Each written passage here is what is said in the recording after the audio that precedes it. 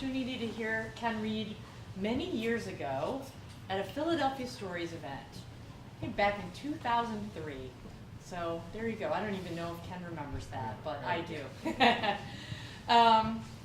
So Ken Kalfus is the author of 3 novels, Equilateral, The Commissariat of Enlightenment, and A Disorder Peculiar to the Country, which was a finalist for the 2006 National Book Award.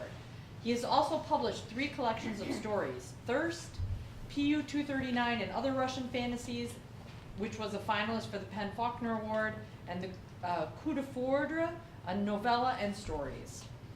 Kalfus has also received a Pew Fellowships in the Arts and a fellowship from the John Simon Guggenheim Memorial Foundation. He's written for Harper's, the New York Review of Books, and the New York Times. A film adaptation of his short story PU 239 aired on HBO in 2007. Kalfus is teaching creative writing at Haverford College this semester, and he lives in Philadelphia. Please welcome Ken Kalfus.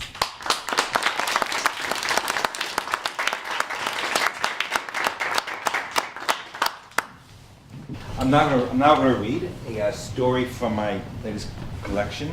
It's actually a preface to a book that I didn't write.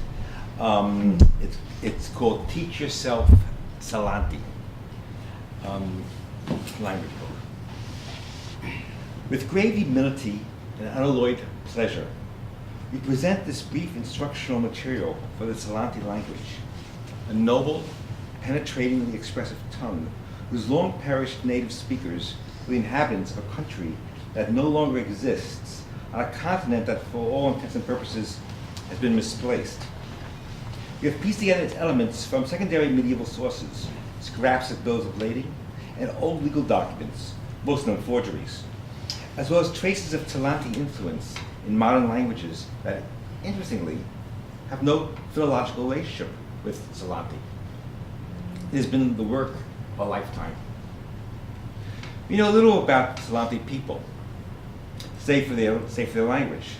Given the frequency of certain words found in surviving records, they may have been a nation of herders or traders, or perhaps acrobats, or simply men and women who, steering from their windows onto whatever terrain distinguished the territory of Salantia, that was what they called it, occupied their lives wondering how to make a living, promising to get serious about it tomorrow.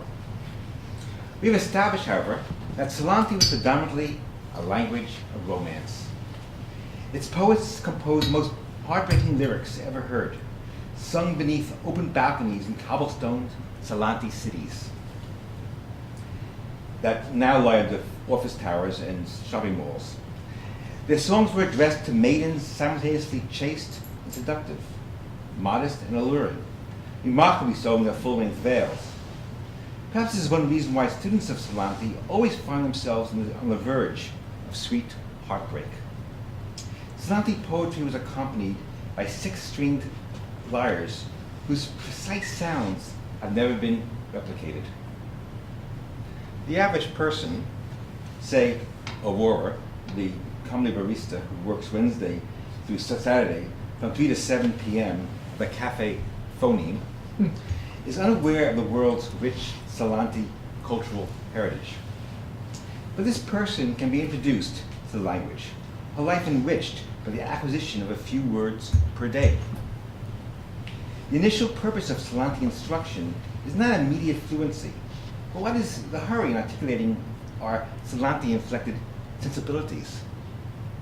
Rather, let us come to understand and appreciate the Salanti way of life and immerse ourselves in it completely.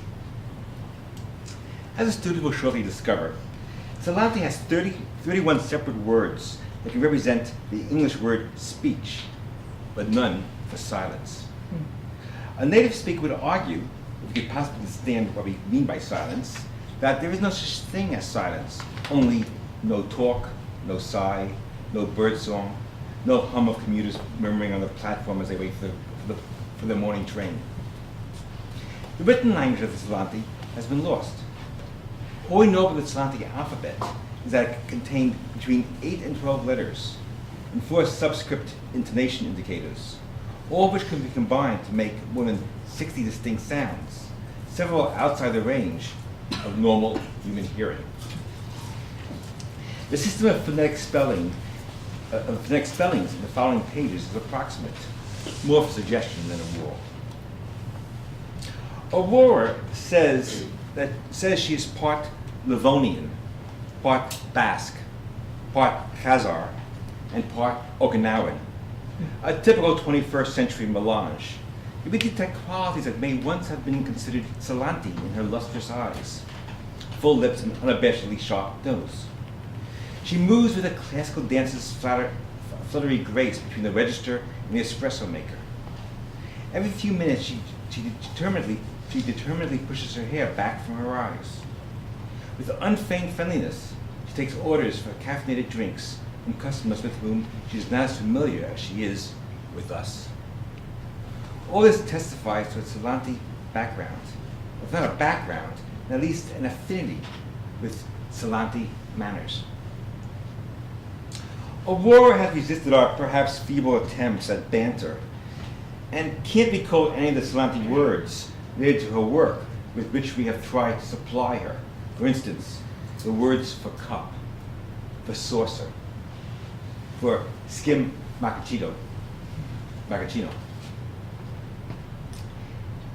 It is difficult to teach a foreign language over a coffee counter, of course, and so Aurora has declined offers of private instruction, or even to say whether she's available to meet in the hours when she is not performing her duties at the cafe. We hope that she will accept a gift of a copy of this book in the spirit with which it is offered. The spirit is purely Salanti. How did Salanti gallants win their sweethearts? Not with testosterone-fueled competitive violence, nor with gaudy displays of material riches, nor with glib lines of poetry ripped off from professional bards. No. The currency of love in the era of Salanti greatness was manufactured by patient, passionate, intimate instruction. The Salanti swain approached his maiden with fresh or obscure words, phrases, and sentences. With his glamorous baubles of language, he gave her a new way of thinking about the world and its distinct items that populate it. If she accepted his tribute, the Salanti couple began to share a common experience, a vision, and a life. This is all any of us can hope for within the span of our brief earthly tenures. The reader will note, interspersed among the lessons, a number of delicate lined words, yet to be commissioned, which demonstrate Salanti's dependence on hand signals to carry meaning. For example, the complicated six-syllable word that indicates the desire for peace signifies the opposite, in which when the right palm is fully extended without the thumb retracted. A careless error that has caused much intra-Salanti strife, eventually led to the destruction of the Salanti people. These sketches should be given extra attention. The sweet, gentle word that expresses maternal love can also mean automobile carburetor, if not accompanied with a tug of the right earlobe. The gestures should be practiced daily, as we often do at our table by the cafe window, observing our reflection in the glass for hours. Appreciating the artistic touch with which Aurora swirls the outline of a heart in the espresso's crema, we're certain that she will illustrate these hand signals with distinctive charm when she's asked. Salanti is not the only mode of speech that has disappeared from human lips, tongues, and palates. It's only the most beautiful. Every year, the last native speaker of one venerable language or another mumbles his final prayers and takes the language with him to the other side of existence. Farewell, Corsican. Goodbye, Cappadocian Greek. Take it easy, Kung. Awi hoi, Hawaiian. Zeigezint, Yiddish. Expiring languages may be mourned and their carcasses studied. The resurrection of the greatest of them is the task of this book's editors, the challenge taken on by the diligent student. Courage is required to learn a new language, especially a language that is not spoken by more than one other living person. Faith is required as well in the communicability of elusive thoughts and sentiments and in their receptivity. Yes, faith is required. The persevering, hard-working student will someday find herself speaking Salantri with fluency and ease, with illuminating eloquence, and with wit and sincerity and uncommon intelligence. When that day comes, she will have been changed irrevocably. We are confident that she will then speak the words that will express her truest self and see, for the first time, the face of her truest love.